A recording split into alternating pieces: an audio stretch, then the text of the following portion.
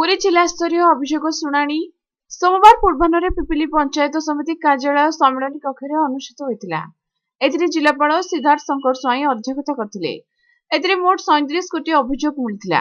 व्यक्तिगत 28, सामूहिक 8टी और मुख्यमंत्री रिलीफ पांठिरू गोटे अभियोग मिलता।